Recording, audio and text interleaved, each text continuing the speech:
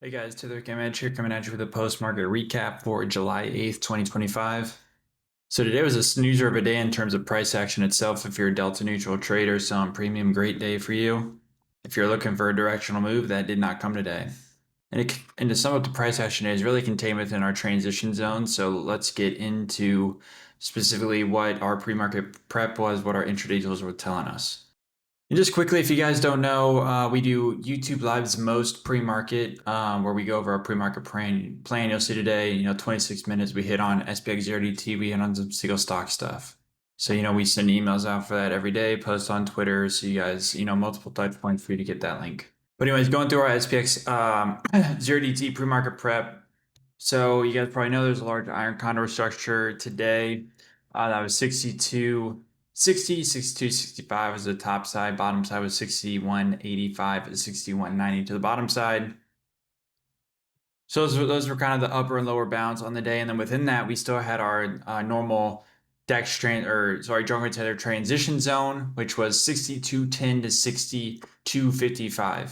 So kind of a wide, loose area that price had the opportunity to meander around it, and that we identified in the pre-market that it's exactly what happened during the market today. And just very quickly, not familiar with the transition zones, GammaEdge.us, go to our blog, article on that, article on here about all of our tools. I think we have 20-some articles now.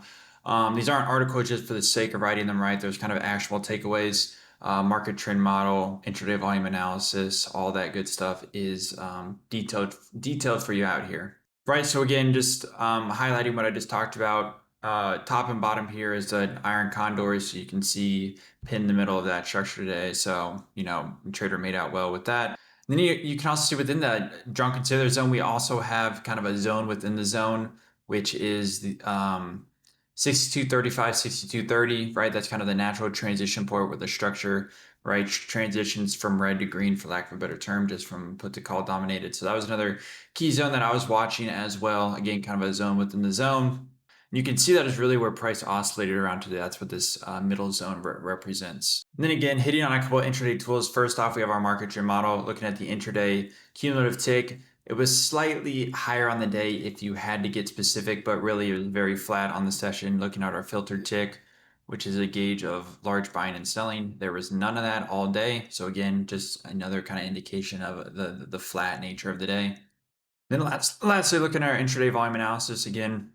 If you're not familiar with this, this is our SPX 0DT volume analysis. We hit on this in the pre-market plan of why we do it. There's a blog article on why we look at this as well. Point of the video is not meant to explain that. We do that in the article itself on our blog, right? But all day, you can just see sideways action, really no expansion higher or lower from the calls or the put side. So again, that marries well with price being contained within the transition zones, cumulative tick, filtered tick, flat on the day, intraday volume analysis, choppy on the day as well. So that's kind of how all three of those tools interweave, and we're showing confluence in the day. And if you're new to this tool, just showing you the utility of it, because I realized what I just showed you was the end of the day, but looking at the 12:15 snapshot, keep in mind these print every 5 minutes is how often we update these. We can see the call centroid trending lower, put centroid trending higher, very choppy price action, all else equal.